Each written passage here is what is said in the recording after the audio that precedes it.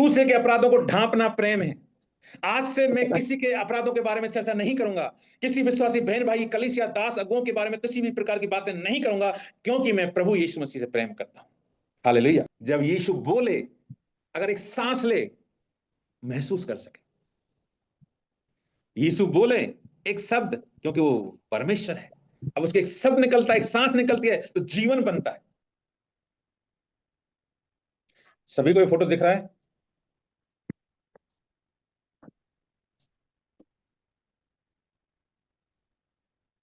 दिख रहा है। ये फोटो दिख रहा है ना आपको? हाँ मस्त। हाँ ये फोटो के द्वारा आप क्या समझते हैं? मसीह का जो फोटो आपके सामने है,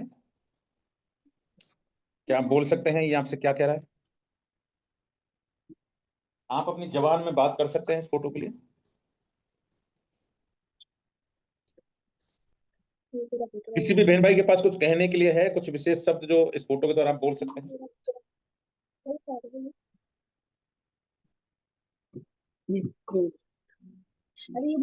आपके पास अवसर है,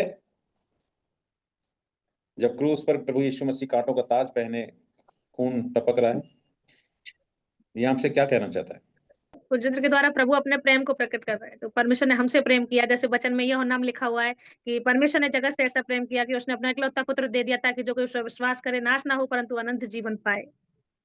प्रेज द लॉर्ड, हालेलुया। तो हम बात कर रहे थे परमेश्वर के प्रेम के बारे में। तो जो फोटो दिखाया है ये कहता है आई लव यू। आज हमने फोटो दिखाकर बात किया, वैसे बहुत दिनों से हम आपके साथ ही बात करते हैं, शेयर कर रहे हैं कि यीशु जीसस लव यू, परमेश्वर आपसे प्रेम करता है और हमें बोलते रहना चाहिए। मैंने आपको आज जो चित्र दिखाया इसलिए दिखाया है, इस चित्र को पहचान कर जानकर इसके हाव भाव को आप देखिए। यीशु का रक्त टपक रहा है, एक एक बूंद टपक रहा है, और फिर भी वो कहता है मैं इस क्रूस पर इसलिए हूं कि मैं तुमसे प्यार करता हूं। मैं इस क्रूस पर इसलिए आया हूं कि मैं तुमसे प्यार करता हूं, वरना यीशु को क्रूस पर आने की जरूरत नहीं थी। वो इसने पाप थोड़ी किया, वो तो परमेश्वर है, उसको क्या जरूरत पड़ी। तो आज इस क्रूस को कौन उठा रहा है? आज जितने भी प्रभु के दास लोग हैं, सेवा कर रहे हैं, वो मंडलियां चला रहे हैं, संगति चला रहे हैं, तो वो इसलिए चला रहे हैं क्योंकि वो परमेश्वर से प्रेम करते हैं। आज बहुत सारे प्रभु के दास झोंपड़ पट्टियों में जाते हैं, अपना धन और अपना समय उन लोगों पर खर्च करते हैं, खुद के बच्चों को, परिवार को छोड़कर वो देश और विदेश में और ग्रामीण क्षेत्रों में जाते हैं, जहां असुविधाएं होती हैं, लोग उनका विरोध भी करते हैं, अपमान भी करते हैं।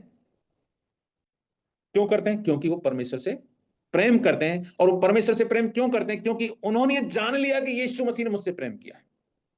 वचन कहता है पहले मैंने तुमसे प्रेम किया है।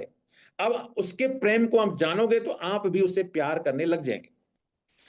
अगर आप परमेश्वर के लिए कुछ नहीं करते हैं, या आपके मन में कोई विचार ही नहीं आता है, कहीं आप कुछ क्रूस के साथ संगति नहीं करते हैं, तो इसका मतलब यह है कि आप प्रभु से अभी प्रेम नहीं करने लगे। हम कुछ वचनों से देखने की कोशिश करेंगे, और हम आज नए नियम से कुछ देखेंगे, कुछ बातें, कि हम जान सकेंगे प्रभु हमसे कैसे प्रेम करता है। मत्ती 5:46 निकालेंगे। क्योंकि यदि तुम अपने प्रेम रखने वालों ही से प्रेम रखो तो तुम्हारे लिए क्या फल होगा। परमेश्वर यहां संसार के प्रेम को दिखा रहा है। परमेश्वर कहना चाहता है जिससे तुम प्रेम रखते हो, वो लोग भी आपसे प्रेम रखते हैं तो आप उनसे प्रेम रखते हो। लेकिन जो आपसे प्रेम नहीं करते हैं, जो आपके दुश्मन हैं, जो आपके विरोधी हैं, जो आपके बारे में बुरी बुरी बातें करते हैं, आपके गांव में आपके विरोध में अलग अलग बातें करते हैं, आप पर ताना कसते हैं, आपकी बेरोजगारी पर ताना कसते हैं, आपकी गरीबी को वो लाचारी बताकर आपका मजाक उड़ाते हैं, आप मसीह में हो इसलिए आप पर अलग अलग तरह से व्यंग किए जाते हैं, लोग विरोध में खड़े किए जाते हैं। अगर ये सब होने के बावजूद भी आप अपने उन लोगों से प्रेम करते हो जो आपके विरोध में हैं, आपके दुश्मन हैं, तो तब पता चलेगा कि आप प्रभु से प्रेम करते हैं।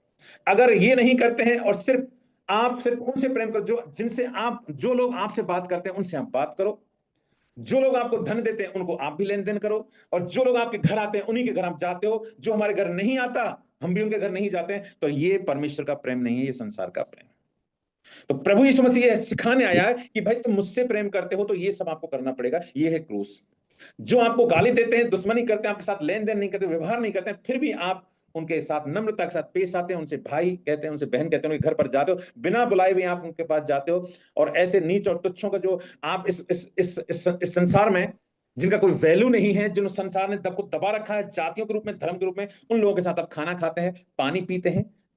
इसका मतलब यह है कि आप प्रभु से प्रेम करते हैं।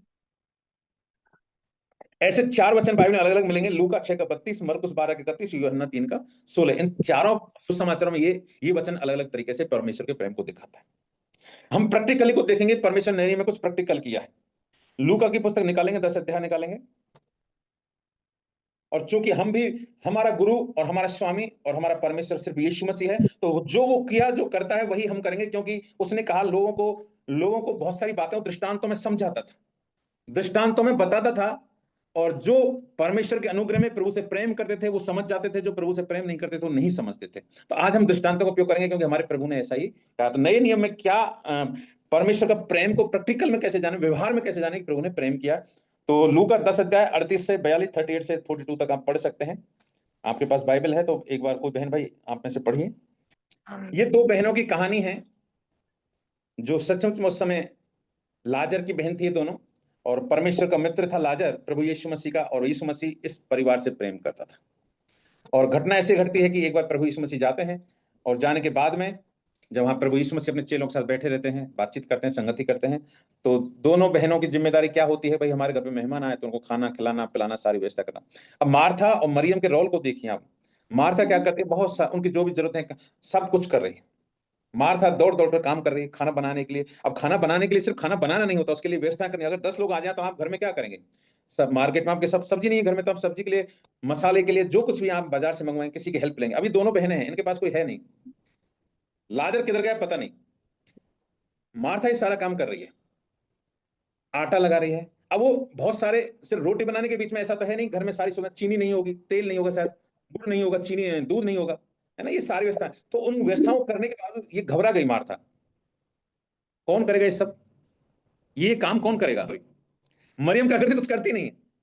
आपको भी गुस्सा आएगा अगर आप सच जाने, तो व्यवहार में देखें तो ये सच है कि मरियम अगर बैठी कुछ काम नहीं कर रही, इतने सारे उसके 12 चेले हैं, कैसे अकेली करेगी मार्था। लेकिन अब इन दोनों में से हम ये देखते हैं, हमारा विषय क्या, प्रेम करना। तो दोनों में से प्रेम कौन करता है ज्यादा। परमेश्वर का प्रेम यह है कि उसके चरणों में बैठना प्रेम है। मरियम ने वो भाग चुन लिया,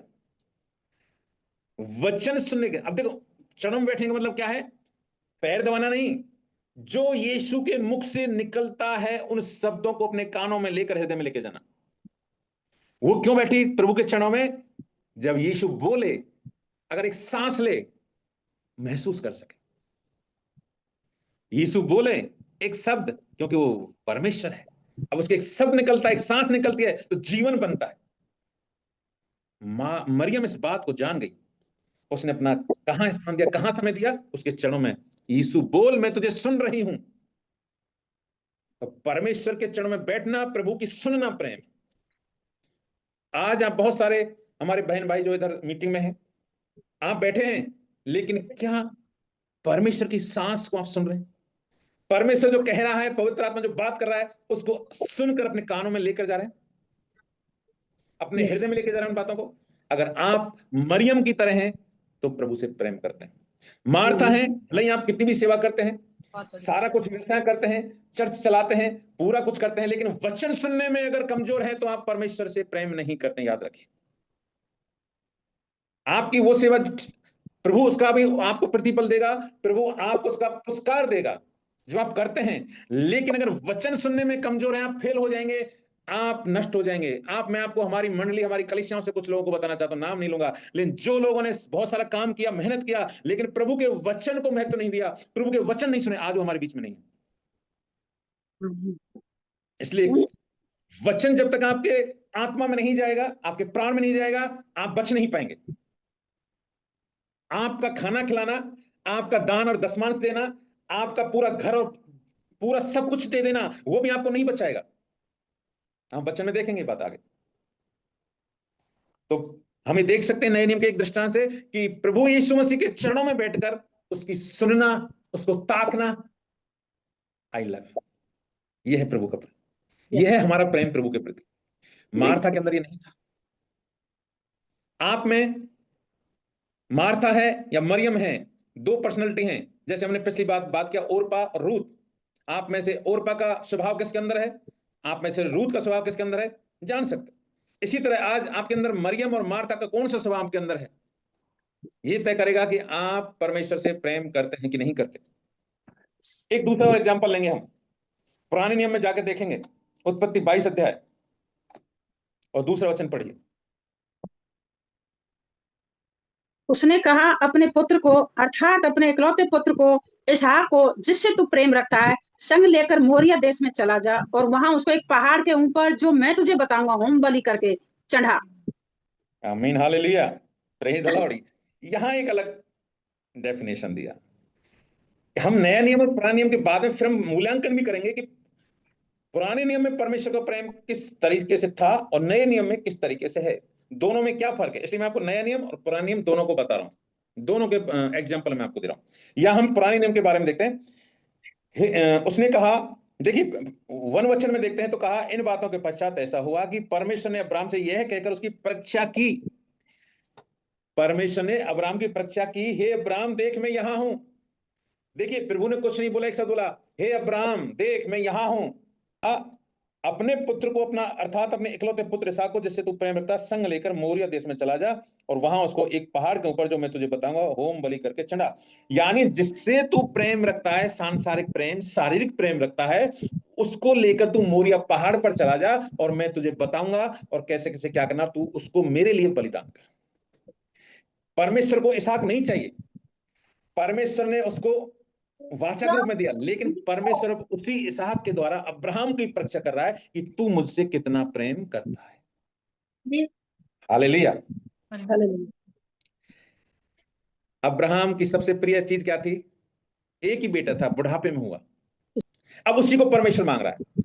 मैं आज आपसे कहना चाहता हूं, आज आपकी सबसे प्रिय सांसारिक वस्तु, चीज या जो कुछ है वो क्या है। आपके जीवन में आपका सबसे प्रेमी, सबसे ज्यादा प्यार आप किससे करते हैं? सबसे ज्यादा प्रेम आप सांसारिक रीति से किससे करते हैं? अपनी पत्नी से करते हैं, अपने बच्चों से करते हैं, अपने पैसे से करते हैं, घर से करते हैं, अपने पति से करते हैं, या अपनी नौकरी से करते हैं, या खुद से करते हैं। कोई ना कोई ऐसा कोई होगा जो आपके जीवन में होगा। मैं ये कहना चाहता हूं, प्रभु क्या कहना चाहता है, उसको मेरे लिए बलिदान कर दे, उसको मेरे लिए बलिदान कर। अगर आप परमेश्वर से प्रेम करते हैं तो मैं कहना चाहता हूं, प्रभु ये चाहता है, आपके टेस्ट लेता है, क्या तू मेरे लिए छोड़ने के लिए तैयार है? क्या तू मेरे लिए अपने आप को देने के लिए तैयार है? तू मेरे लिए अपना घर को देने के लिए तैयार है? मेरे लिए अपना धन देने को तैयार है? मेरे लिए अपनी भैंस को देने के लिए तैयार है? मेरे लिए खेत को देने के लिए तैयार है? मेरे लिए अपने बच्चे को देने के लिए तैयार है? मेरे लिए अपने पति या पत्नी को देने के लिए तैयार है? या मेरे लिए अपनी जॉब को छोड़ने के लिए तैयार है? जिससे आप प्रेम करते हैं, परमेश्वर तो सब जानता है, लेकिन ये आपके मनन करने की बात है, आपके चिंतन करने की बात है। आपका ये अंदर आना चाहिए कि मैं किससे प्रेम कर। कुछ लोग अपने आप से प्रेम करते हैं, सबसे पहले फर्स्ट मैं, उसके बाद पूरा दुनिया। इससे पता चलेगा कि आप अब्राहम की तरह छुरा लेकर बलिदान करने के लिए तैयार हैं कि नहीं, उस अंग को काटने के लिए तैयार हैं कि नहीं। मुझे नहीं मालूम कि आपके जीवन में आप किससे प्रेम करते हैं। हालेलुया। आपका प्रेम हो सकता है, लेकिन आपको ये मनन करने का मैं सब्जेक्ट दे रहा हूं, विषय दे रहा हूं आपको। सोचिए, मनन करिए, मुझे संसार में किससे प्यार है। आज मैं प्रभु के लिए क्या मैं त्याग सकता हूं, छोड़ सकता हूं, उसके लिए कुछ कर सकता हूं? परमेश्वर उसको नहीं चाहता, लेकिन प्रभु हमारी ऐसे परीक्षा करता है। हालेलुया। तो सर्वप्रिय को भी प्रभु के लिए त्याग देना, ये प्रेम है परमेश्वर से। अगर आपके अंदर ये स्वभाव है अब्राहम का, तो आप कह सकते हैं आई लव यू। ये मुंह से बोलने से काम नहीं चलेगा मेरी बहनों और मेरे भाइयों। सिर्फ मुंह से जब हम बोलते हैं तो हमारा हृदय जानता है मैं जब बोल रहा हूं तो उसमें सामर्थ्य कब आएगा, जब आप प्रभु के लिए कुछ करते हैं, प्रभु के लिए त्यागने के लिए पूरी तरह, उसी समय कहा जाएगा हाँ ये छोड़, हाँ मैं छोड़ता हूं यीशु मसीह के लिए। तब आपके अंदर एक सामर्थ्य आएगा, और जब वो सामर्थ्य आएगा, हिम्मत आएगा, वो स्वर्ग से कुछ लाने के लिए धरती पर मजबूर हो जाता है परमेश्वर करने के लिए। इसीलिए परमेश्वर को कहना पड़ा तेरी संतान इतनी होगी जो तू गिन भी नहीं पाएगा, तारों के समान, समुद्र की बालू के समान तेरी संतान होगी। और आज वो है, लेकिन पहले हमें प्रभु के लिए, प्रभु की परीक्षा में, प्रभु टेस्ट में हमें खरा उतरना पड़ता है। अभी हमारे बच्चे, कोई बीएड कर रहा है, कोई 10वीं की एग्जाम दे रहा है, कोई 12th की। लेकिन अगर आप परीक्षा में पास नहीं होते तो आगे नहीं बढ़ाए जाएंगे। आपको कोई जॉब नहीं दिया जाएगा अगर आप एग्जाम टेस्ट फाइट नहीं करते हैं तो फिर आप ये क्यों सोचते हैं कि ये संसार की परीक्षा जो जीवन यापन के लिए है, क्या ये उससे छोटी है ईश्वर की परीक्षा? जहां पर आपको अनंत जीवन में परमेश्वर लेके जाएगा, क्या वो छोटी एग्जाम होगी हमारे लिए? हालेलुया। यूहन्ना 19:26 पढ़िए। हालेलुया। देखिए, जब आप परमेश्वर से प्रेम रखते हैं और आप परीक्षाओं में खरे उतरते हैं, तब याद रखिए प्रभु आपसे इतना प्रेम किया, इतना प्रेम किया कि आप हर जगह देखेंगे परमेश्वर आपको कभी अकेला नहीं छोड़ेगा। यहां वचन में देख सकते हैं, जब यीशु ने अपनी माता और उसके चेले को जिससे प्रेम रखता था पास खड़े देखा। जब हम प्रेम रखते हैं तो प्रभु अंत समय तक क्रूस पर मृत्यु में जा रहा है, क्रूस मृत्यु पर टंगा हुआ है, क्रूस पर टंगा हुआ है, खून टपक रहा है, जान जाने वाली यीशु मसीह 5 जगह से छेदा हुआ है, खून टपक रहा है, उसको उसके एक बोलने की सामर्थ्य भी नहीं है मानवीय रूप में, लेकिन तब भी अपनी माता की ओर देख कर कहता है, आज से उसके चेलों को, आज से ये तेरी माता है। हे नारी, देख ये तेरा पुत्र है। जो जा रहा है तो जिम्मेदारी कैसे दे रहा सोचिए। हालेलुया। आप इन चीजों को समझने की कोशिश करिए। परमेश्वर का स्वभाव क्या है? प्रेम। वो आपको अकेले नहीं देख सकता, वो आपको चिंता में नहीं देख सकता, वो आपको तनाव और बेरोजगारी में नहीं देख सकता, वो निराशा में नहीं देख सकता है।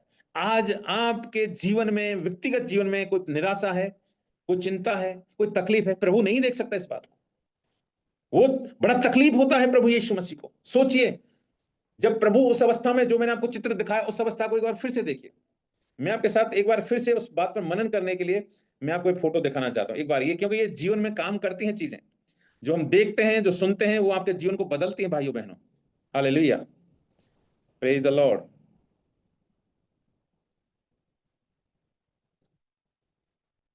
इसको आप गौर से देखिए, हर चीज को गौर से देखिए। एक कांटा जो ऊपर से उसकी आंख के अंदर से होकर निकल रहा है, जब हम बाई दाएं ओर देखेंगे, ये कांटा खून टपक रहा है ना, गर्दन झुकी हुई है, पीठ पूरी, उसकी हड्डियां हड्डियां पूरी दिख रही हैं, हड्डियां दिख रही हैं, हर जगह से खून और खून। इस अवस्था में परमेश्वर, प्रभु यीशु मसीह क्या कहता है? हे नारी, देख ये तेरा पुत्र है। वो चेला कौन था मालूम है? उस चेले का नाम जाना? यूहन्ना, जिससे वो प्रेम करता था। उससे कहता है, देख हे नारी, आज से ये तेरा पुत्र है। उसको माता नहीं कह रहा, और उस चेलो कह रहा है, आज से ये तेरी माता है। यानी मरने से पहले, जान शरीर छोड़ने से पहले भी यीशु मसीह अपनी सांसारिक जीवन में भी वो काम कर रहा है जो हमारी जिम्मेदारी होती है। एक वो सिखा रहा है हमको कि आप बड़े सेवक हैं, आप कुछ भी हैं, लेकिन आपको सांसारिक रीति से भी प्रकट करना है कि आप प्रेम करते हैं लोगों से। आपके पास कपड़े नहीं हैं, लेकिन फिर भी आप लोगों को नंगा नहीं देख सकते। आपके पास खाना नहीं है, लेकिन फिर भी लोगों को आप भूखा नहीं देख सकते, उन लोगों को खिलाना चाहते हैं। आपके पास खुद की सांसें नहीं है, लेकिन फिर भी आप लास्ट में मरते मरते मरते एक आत्मा को बचाना चाहते हैं कि कैसे आत्मा बच जाए।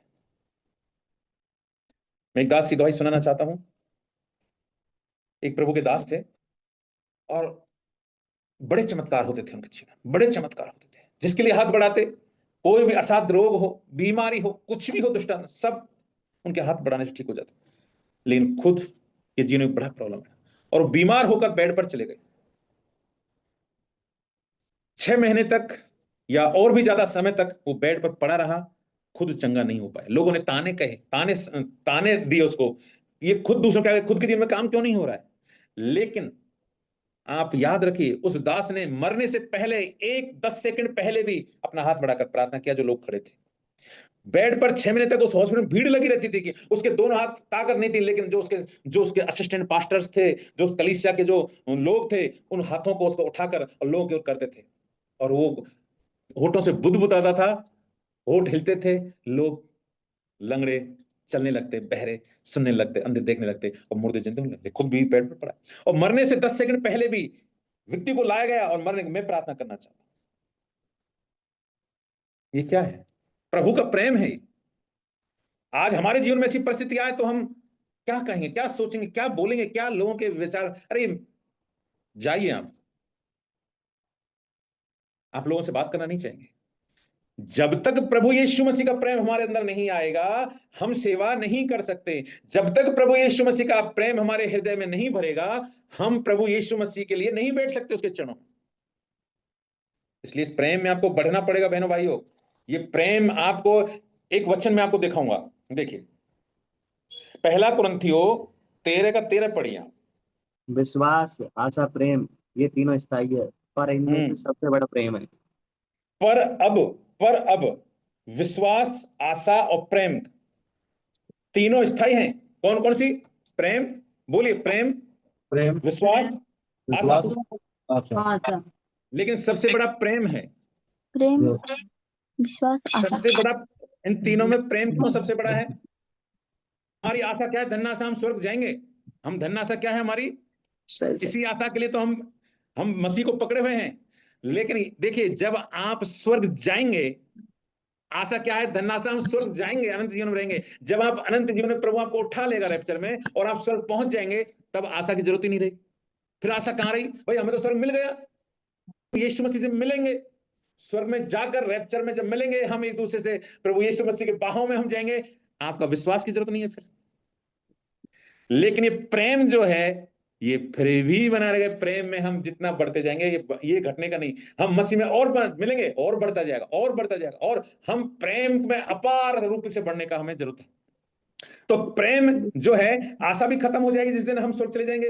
विश्वास की भी जरूरत नहीं रहेगी जब हम यीशु मसीह से खुद मिल लेंगे स्वर्ग में। अब रहा प्रेम। इसलिए कहा कि प्रेम सबसे बड़ा है। स्वर्ग में जाने के बाद में भी प्रेम की आपको जरूरत है। क्यों जरूरत है? मैं यहां से आगे बढ़ता हूं। देखिए, अगर प्रभु का प्रेम को समझ जाता लूसीफर, जो आज शैतान है, अगर वो प्रेम में, परमेश्वर के प्रेम में बढ़ता, तो शैतान नहीं बनता। और ऐसे बहुत सारे उसके साथी स्वर्गदूत जो आज कहीं ना कहीं यीशु मसीह ने बांध रखे हैं, उनको भी छोड़ेगा एक दिन। वो भी परमेश्वर के प्रेम में बढ़ते तो आज ये सजा नहीं पाते। तो इसलिए स्वर्ग जाने के बाद भी हमारा प्रेम रुकेगा नहीं, और बढ़ेगा, बढ़ता जाएगा, बढ़ता जाएगा। इसलिए प्रेम जरूरी है। प्रेम ही सबसे बड़ा है, और इसलिए कहते हैं प्रेम परमेश्वर है। नीति वचन 13:24 पढ़िए जल्दी से। जो बेटे पर छड़ी नहीं चलाता वह उसका बैरी है। हालेलुया। जो बेटे पर छड़ी नहीं चलाता। मैं एक सांसारिक रीति से पूछना चाहता हूं, आप में से कौन ऐसे माता पिता हैं जिन्होंने आज तक अपने बच्चों को हाथ भी नहीं लगाया? बड़े फूलों की तरह रखते हैं संभाल के। अगर आप ऐसे माता पिता हैं तो यकीन मानिए, आप दुश्मन हैं, उनके दोस्त नहीं हैं, आप उनके माता पिता नहीं। सेम यही आत्मा में है। अगर कोई अगुआ आपको छड़ी नहीं लगाता है, आपको डांटता नहीं है, सिर्फ आपको प्यार के साथ सहलाता रहता है, यकीन मानिए आप नहीं बचेंगे। वो आपका दुश्मन है, आपका पिता नहीं है। जो सिर्फ सहलाने का काम करता है, वो क्या है? हम भैंस को जब दूध निकालते हैं, हम सहलाते हैं। वो गाय भैंस की तरह है, आप उनके लिए बकरी की तरह हैं। वो दूध निकालने का काम आपसे करता है। समझ रहे मेरी बात को? वो आपसे दूध निकाल रहा है, आपका दूध, आपका धन निकालने के लिए सेवा कर रहा है आपको। इसलिए कभी भी आपको लताड़ेगा नहीं, आपको मारपीट नहीं करेगा, आपको डंडे नहीं मारेगा, कभी भी आप पर कोई भी छड़ी नहीं चलाएगा। लेकिन जो छड़ी चलाता है, वो उसको आपके दूध की जरूरत नहीं है, क्योंकि वो आपका बाप है और वो चाहता है कि आप बच जाएं। वचन में स्पष्ट लिखा है, परंतु जो उससे प्रेम रखता है वो यत्न से उसको शिक्षा देता है। शिक्षा का मतलब ताड़ना देता है। जो प्रेम रखता है, यीशु मसीह ने हमसे प्रेम रखा, यीशु मसीह ने पूरे मंदिर को उलट दिया। और अगर आप पुराने नियम में देखें तो इतनी छड़ी मारी है, इतनी छड़ी मारी है कि सोचिए मत। इजराइल को हर बात में, इजराइल को वेश्या तक प्रभु ने बोला है। छड़ी मारने का मतलब आपकी आत्मा पर चोट पहुंचाना, आपके उन विश्वासों पर कि आप टूट जाएं। अब आप अगर उस छड़ी को दुश्मन समझकर आप ग्रहण नहीं करते हैं, तो आप भी उसके बेटा और बेटी नहीं है। क्योंकि छड़ी और मार वही खाएगा जो उसका बेटा और बेटी होगा। यह भी एक बात इधर से निकलती है। कौन छड़ी खाएगा, कौन मार खाएगा? पड़ोसी का बेटे को मार के देखो, पड़ोसी के बेटे को मार के देखो, उसको कुछ अच्छी शिक्षा देके देखो, आपके ऊपर पूरा झगड़ा हो जाएगा, केस हो जाएगा। ऐसे ही कलीसिया में जब पास्टर डांटता है तो कलीसिया छोड़ जाते हैं लोग, क्योंकि वो बेटे नहीं है, वो अगुए, उस अगुए के, उस पास्टर के वो अधीन रहना नहीं चाहते, इसलिए वो बेटे भी नहीं है। और जो छोड़कर जाते हैं, अच्छा है, प्रभु यही चाहता है कि वो छोड़कर चले जाएं, क्योंकि वो आगे जाने वाले समय दुखदायक फोड़े के समान होते हैं, वो आपकी मिनिस्ट्री में, आपकी सेवा में रोड़े डालते हैं। इसलिए आप परमेश्वर कहना चाहता है, छड़ी जरूरी है। छड़ी किसका प्रतीक है? प्रेम का प्रतीक है।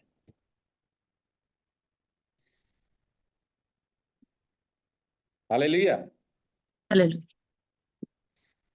आपको ज्यादा डांट तो नहीं पड़ती ना, या ज्यादा पड़ती है? मुझे आपका दूध नहीं चाहिए। आप मेरे लिए गाय, बकरी, बैल, भैंस नहीं है। आप मेरे लिए मेरे बेटा और बेटी हैं आत्मा में। मैं आपका इस लालच से सेवा नहीं करता, या इस वजह से आपको सिखाता नहीं हूं कि आपसे मुझे कुछ मिलेगा। मेरा बेटा बेटी बच जाए, जब मैं जाऊं स्वर्ग, मेरे साथ ये टीम खड़ी रहे। अनंत जीवन मिनिस्ट्री में जितने भी लोग आते हैं, हम जब स्वर्ग जाएंगे एक साथ खड़े होंगे, तो हमारा एक ग्रुप बन जाए। कौन है? अनंत जीवन संगति सदन, आ जाओ। स्वर्ग में जब हमको इकट्ठे होंगे, क्यों हम कोई 100, 200, 1000 लोग थोड़े होंगे, वहां तो अनगिनत लोग होंगे, बचाए हुए भी। तो आपका एक नाम पुकारा जाए स्वर्ग में। अगर ये मिनिस्ट्री का नाम दिया है अनंत जीवन संगति सदन, तो ये कोई किसी की मर्जी से नहीं आया, ये परमेश्वर के प्लान के तहत आया है। और एक दिन इस नाम को पुकारा जाएगा स्वर्ग में। जितने भी लोग बचाए गए हैं अनंत जीवन संगति सदन के, आ जाइए यीशु मसीह के, यीशु से मिल लो, अभी मौका है, गले मिलो, प्यार करो उसको। हम सब उस समय एक साथ वहां खड़े हों, सब एक साथ मिलें, बाहों में मिलकर प्रभु यीशु मसीह को कंधों पर उठा लें। हालेलुया। 17 का 9 पढ़िए इसी में, नीति वचन में। और प्रेम क्या होता है, एक वचन से और देखते हैं। जो दूसरे का अपराध बढ़ा देता है वह प्रेम का खोजी कहता है, परंतु जो बात की चर्चा बार बार करता है वह परम मित्रों में फूट करा देता है। देखिए, वचन को सुनो, समझो और अपने हृदय में ग्रहण करिए भाइयों बहनों। ये आपको सिखाएगा कि प्रभु से हम कैसे प्रेम करें। वचन में लिखा है, जो दूसरे के अपराध को ढांप देता है वह प्रेम का खोजी ठहरता है। देखिए, हम सब क्या, वचन में क्या लिखा है? हर एक कोई पापी है, एक भी धर्मी नहीं, सब पापी हैं। अब सोचिए, हम पापी हैं तो हमारे पापों को, एक दूसरे के पापों को उजागर करेंगे हम। मैं आपके बारे में बोलूंगा एक एक बात को, वो ऐसा है, वो ऐसा है, ये बहन ऐसी है, वो बहन ऐसा है, वो भाई ऐसा है, परिवार ऐसा है, तो इसका मतलब क्या है? मैं आपके पापों को उजागर कर रहा हूं।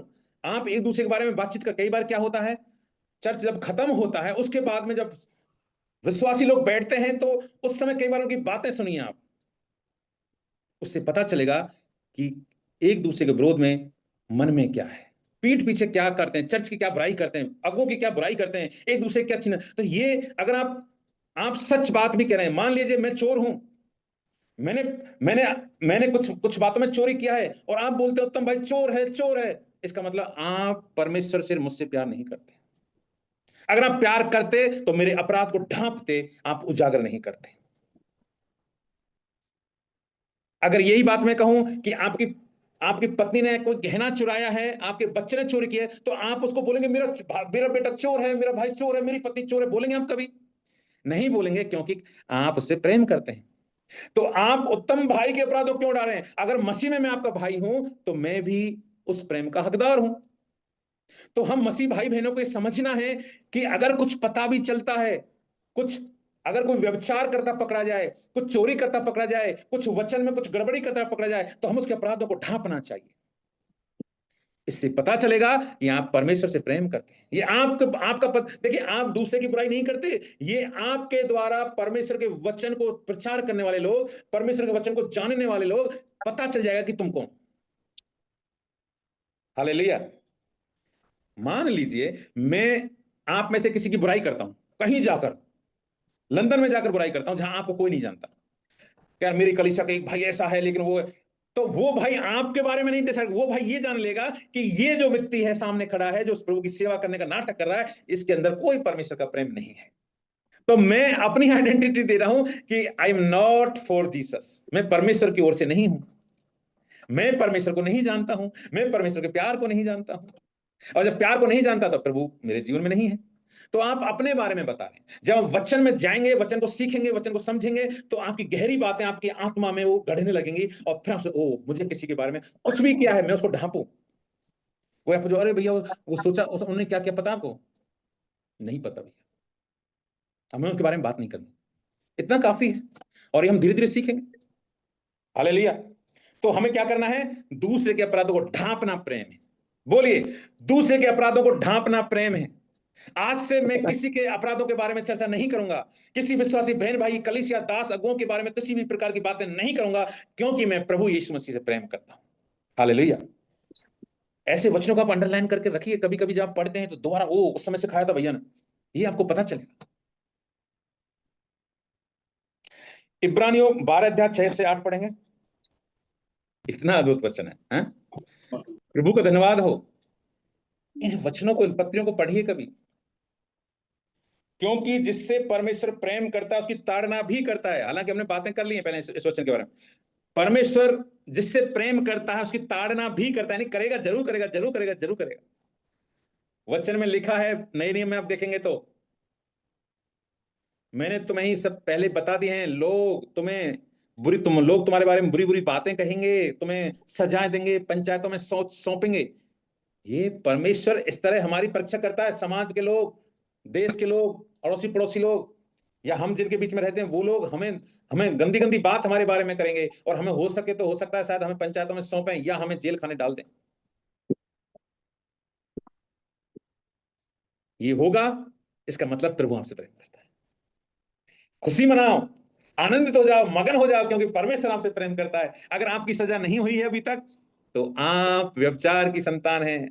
वचन में लिखा है भाइयों बहनों, देखो स्पष्ट लिखा है, तुम दुख को, और देखो वचन लिखा है ताड़ना भी करता है, और जिससे पुत्र बना लेता है उसको कोड़े भी मारता है। ताड़ना, छड़ी लगाना और उसके बाद कोड़े मारना, इसका मतलब पुत्र आप कब बनेंगे? जब आपको कोड़े में लगेंगे। हमारे प्रभु यीशु मसीह को कोड़े मारे गए थे या नहीं मारे गए थे? सच्चा पुत्र यीशु मसीह परमेश्वर का था, इसलिए वचन कहता है जिसे पुत्र बना लेता उसको कोड़े भी लगाता है। तुम दुख को ताड़ना समझकर सह लो। ये दुख जो आते हैं आपके जीवन में, आज आप किन दुखों से निकल रहे हैं, उन दुखों को ताड़ना समझकर सह लो कि प्रभु यीशु मसीह के कोड़े हैं, ताड़ना उसकी छड़ी है। परमेश्वर तुम्हें पुत्र जानकर तुम्हारे साथ बर्ताव करता है। और ये क्यों हो रहा है? क्योंकि आपके साथ परमेश्वर आपको बेटा बना रहा है, उसकी रजिस्ट्री कर रहा है आपके स्वर्ग में, आपके प्लॉट की, आपके मकान की रजिस्ट्री हो रही है। हालेलुया। आपके लिए स्वर्ग में भवन बनाया जा रहा है, तो उसकी रजिस्ट्री जरूरी है कि नहीं? जैसे हमें धरती पर जब जमीन लेते हैं तो उसकी रजिस्ट्री जरूर होती है, सेम यही स्वर्ग में होता है। आप जब विश्वास में उसके बेटे बनते जाते हैं, यानी आपने कोई प्लॉट पसंद आया, उस प्लॉट की साई दी, साई के बाद पूरा पेमेंट किया, और पेमेंट बाद आपको तहसील में उसका नाम आपके हो जाता है। ऐसे ही हमें पेमेंट करना पड़ेगा, कौन सा? ताड़नाओं का, कोड़ों का, दुखों का, छड़ियों का पेमेंट करना पड़ेगा। और जब परीक्षा में खड़े उतरेंगे तो आपकी रजिस्ट्री हो जाएगी स्वर्ग में। आपको स्वर्ग का घर चाहिए या धरती का घर? चुन लो आज, आपके पास रास्ता है। धरती का भवन चाहिए या स्वर्ग का भवन चाहिए? एक चुनना पड़ेगा इसमें से। बड़ी बात है यहां, यदि वह ताड़ना जिसके भागी सब होते हैं, जो स्वर्ग जाएंगे सबको भागी होना पड़ेगा ताड़ना का, कष्टों का। पर अरे चेलों ने कैसी मृत्यु सही बताइए? उसका एक विचार जिनसे यीशु मसीह साथ रहा, यीशु मसीह का, और एक पतरस जो अनपढ़ था, एक शब्द बोला, एक प्रचार किया, 3000 लोग विश्वास में आ गए, और उसकी छाया से वो चलता था, लोग चंगे हो जाते थे। उसको कैसी मृत्यु मिली? उसको भी यीशु की तरह क्रूस पर चढ़ा। ऐसा कोई भी चेला नहीं जिसकी मृत्यु क्रूस पर या गलत तरीके से मारनी, हत्या नहीं की गई। तो सबकी जब ताड़ना होती है और आप स्वर्ग जाना चाहते हैं, तो आपकी ताड़ना ना हो, आपकी भी ताड़ना होगी। और क्या लिखा है? तुम्हारी नहीं हुई है तो तुम पुत्र नहीं पर व्यभिचार की संतान ठहरे। अरे आप जब बेटा और बेटी बनना चाहते हो तो जो ताड़ना हो रही है उसके लिए आनंद करो, खुशियां मनाओ। जब आपको गाली दी जाती है, आपके घर में आपको सताया जाता है, आपको बाहर सताया जाता है, पड़ोस में सताया जाता है, देश में सताया जाता है, राज्य में सताया जाता है, आनंद करो, मगन हो, उछलो और कूदो खुशी से यीशु मसीह के नाम में, क्योंकि आप बेटे बनने जा रहे हैं यीशु मसीह के, आप बेटी बनने जा रही हैं यीशु मसीह की, और आपके लिए अनंत जीवन तैयार है। हालेलुया। पहला यूहन्ना 2:15 पढ़िए।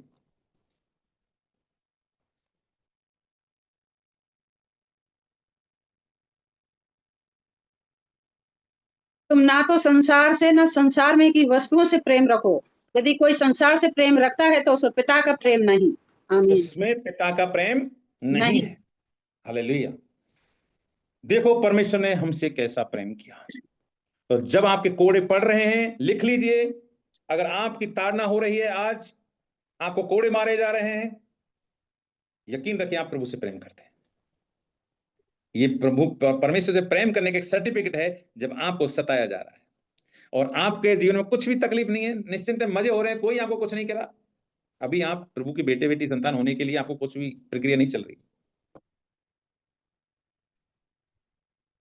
संसार से तुम ना तो संसार से ना संसार की वस्तुओं से प्रेम, दोनों चीजें, संसार और संसार की वस्तुएं। यदि कोई संसार से प्रेम रखता है तो उसमें पिता का प्रेम नहीं है। संसार और संसार की वस्तुएं, मैं आपको कोई प्रेरित नहीं करना चाहता कि आप कष्टों में पड़ें, लेकिन ये वचन कहता है कि आपने संसार की वस्तुओं से प्रेम मत करिए। इस संसार से प्रेम मत करिए। संसार और संसार की वस्तुओं में क्या फर्क है? संसार में जितनी भी देश, जाति, संप्रदाय, धर्म, कभी कभी क्या है, हम हमारी चीजों की जरूरत नहीं, हम कभी कभी अपने समाज से बड़ा प्यार करते हैं। मैं इस समाज का हूं, मैं इस देश का हूं, संसार मेरा एक गांव है, कभी कभी इन चीजों घमंड करते हैं। कभी उनसे ऐसा प्यार मत करिए, क्योंकि पूरा संसार हमारा घर है। आपके पास जो चीजें हैं उनसे प्रेम मत करिए। ठीक है, परमेश्वर आपके जीवन में कभी भी आपका मुंह काला नहीं होने देगा। आपको जो जरूरत है संसार में जीने के लिए, रोटी, कपड़ा, मकान, सम्मान, सब कुछ परमेश्वर देगा, लेकिन उनसे प्रेम मत करिए। अगर आप उनसे प्रेम करेंगे तो परमेश्वर का प्रेम कम पड़ जाएगा। बहुत गहरी बातें हैं, लेकिन इनके लिए बहुत सारा समय चाहिए गहरी बातों में जाने के लिए। 4 का 8 पढ़िए इसमें, पहला यूहन्ना 4 का 8। ये तो हमने पढ़ाई सी, हमारा थीम यही था कि जो प्रेम नहीं रखता परमेश्वर को नहीं जानता, क्योंकि परमेश्वर प्रेम है। इसमें 20-21 वचन पढ़िए लास्ट, और हम खत्म करेंगे। आज जब हम यहाँ बैठे हैं, हमारे भी भाई हैं, हमारी भी बहन हैं। आप अपने भाई से और बहन से प्रेम नहीं रख सकते तो आप परमेश्वर से क्या प्रेम रखेंगे? और हम कहें भाई से तो मुंह से नहीं बोलते हैं, और आप यहां आकर बड़ी बड़ी बातें करते हैं चर्च में, संगति मीटिंग में, मैं परमेश्वर से प्रेम रखता हूं, तो वचन कहता है आप झूठे हैं। हमारे बीच में क्या कुछ ऐसे भाई हैं जो काफी समय से मुंह तक हमसे मुंह भी नहीं देखा, बोले भी नहीं है, बातचीत भी नहीं, हम मुंह घुमा के चले जाते हैं। हम बहुत सारे लोग हैं इस समय जो जुड़े हुए हैं। मैं सिर्फ आप लोगों से कहना चाहता हूं, क्योंकि परमेश्वर अभी आपसे बात कर रहा है। क्या आप में से कुछ बहनें हैं या कुछ भाई हैं जिनसे वर्षों से आप बातचीत नहीं किया है, प्रेम नहीं किया है, आप बातचीत करना पसंद नहीं करते हैं, सोचते हैं कि मेरे सामने क्यों आ गया, ये बहन क्यों आ गई, और फिर आप अगर मसीह बने हुए हैं तो आप झूठे हैं। इसलिए अभी समय है कि अपनी उस नाराजगी को जो आप भाई से रखते हैं, उस नाराजगी को दूर करिए। अपने भाई से मिलिए। भाई का मतलब सिर्फ माता के गर्भ से निकला भाई नहीं, और भी जो हम जब जीवन में जीते हैं, हम जहाँ काम करते हैं, जहाँ चर्च में हम संगति में करते हैं, मसीह में हम भाई बहन हैं, मंडली में जितने भी चर्च में लोग हैं, अगर कभी कभी उनमें भी आपस में कोई, बहुत सारे लोग बातचीत नहीं करते हैं, कभी कुछ ना कुछ ऐसी होती है, मन मन में रखते हैं, चुपचाप आएंगे चर्च, लेकिन फिर ऐसे रहेंगे जैसे कि हमारा कोई मतलब आए चले गए। अभी मौका है, एक दूसरे को माफ करो, एक दूसरे को सह लो, एक दूसरे से प्रेम करो। क्योंकि अगर ये हमारा प्रेम नहीं होगा तो, क्योंकि परमेश्वर तो प्रेम है, और प्रेम में हम कैसे अंदर जाएंगे जब तक हमारे अंदर प्रेम नहीं होगा। और हम झूठों को परमेश्वर कभी स्वर्ग में नहीं लेके जाएगा, क्योंकि वचन में लिखा है झूठों को, व्यभिचारियों को, कुत्तों को, टोनों करने वालों को कभी जगह नहीं है, डरपोकों को कोई स्वर्ग में जगह नहीं है।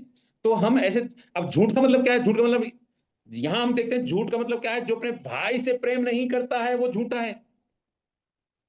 ये वचन में डेफिनेशन है। झूठ ये नहीं है कि अरे भाई आज तो मैं अभी सड़क पे, घर में बोल रहा है, सड़क पे, मैं अभी बस मार्केट से बोल रहा हूं, यही झूठ नहीं है। झूठ ये है कि आप अपने भाई से प्यार नहीं करते, झूठ है, वो झूठा है। जब आप अपने भाई को देखा है बचपन से, पैदा माँ के घर से निकले हैं, उसको आप उससे बात नहीं करते हैं, उससे आप प्रेम नहीं करते, तो जिसको देखा नहीं उससे कैसे प्रेम करेंगे? एक दिन आप यहां से खत्म हो जाएंगे, चले जाएंगे, अरे कोई मसीह नहीं, कुछ नहीं है यार, मैं 10 साल से जा रहा हूं, 15 साल, 20 साल, कोई मतलब नहीं है। 30-30 साल पुराने लोग जो यीशु के प्रेम को नहीं जाना, वो खत्म हो गए, वापस चले गए। एक कभी इधर घटना हुआ था, राजस्थान का कोई गांव था, ये बांसवाड़ा या इधर बांसवाड़ा की तरफ का। 30 साल से उसके घर में कलीसिया चल रही थी, लेकिन प्रभु के प्रेम को जान ही नहीं पाया। और एक दिन आया, उसने वहां मंदिर स्थापित कर दिया। पूरा परिवार 36 लोग थे, सब वापस चले गए। क्यों? क्योंकि प्रभु के प्रेम को जाने ही नहीं। वो तो सिर्फ सिस्टम को जाने थे कि हाँ इधर से कुछ मिलेगा, आशीष मिलेगा, कुछ लोग देंगे, कुछ लोग, बहुत सारे लोग तो इसलिए मसीह बन जाते हैं कि कुछ मिलेगा, पैसा मिलेगा, धन मिलेगा। ऐसे लोगों को परमेश्वर कुछ नहीं देगा। हालेलुया। प्रिय भाई और बहनों, नए नियम में बहुत सारी बातें हैं। हम अगले मीटिंग में पुराने नियम से बात करेंगे। पुराने नियम में परमेश्वर कैसे कैसे प्रेम को प्रकट किया है। ये नए नियम में यीशु मसीह के द्वारा परमेश्वर ने प्रेम को प्रकट किया है। और नए नियम में एकदम बहुत ही क्लोज रिलेशन के साथ परमेश्वर आया, एक गहरे और व्यक्तिगत। यीशु मसीह सिर्फ, देखिए, यीशु मसीह सिर्फ एक व्यक्ति को बचाने नहीं आया, पूरे संसार के लिए आया। और संसार में, पूरे संसार में व्यक्तिगत प्रेम किया। पूरा जितनी जनसंख्या है आज, अरबों जनसंख्या, उससे सबसे प्रेम किया। और फिर हमें व्यक्तिगत प्रेम किया। सारे संसार में आकर उसने अपनी जान दे दी। और आज कहता है, हे उत्तम, मैं तुझसे प्रेम करता हूं। आज आपका नाम लेकर परमेश्वर से प्रेम। प्रभु आपको चाहता है। अगर आप उसके प्यार में बढ़ना चाहते हैं तो आप परमेश्वर के क्रूस को उठाइए, उसके प्रेम को समझेंगे, परमेश्वर का बोझ अपने ऊपर ले लीजिए। आप परमेश्वर के प्रेम को समझ जाएंगे। वचन कहता है, मेरा क्रूस उठा ले क्योंकि वो मेरे बोझ में हल्का है। प्रभु वो क्रूस, अपने क्रूस को हमें देना चाहता है। मेरा क्रूस उठाकर मेरे पीछे चल क्योंकि बोझ में हल्का है। जो प्रभु ने ताड़ना सही, जो कोड़े खाए, जो मार खाई, जो गाली खाई, जो सेवा किया, जो बीमारों को चंगा किया, भूखों को खिलाया, नंगों कपड़े पहनाए और जगह जगह गए नंगे पैर, वो क्रूस है। आज हमें भी वो सब करना है, हमें भी वही काम करना है।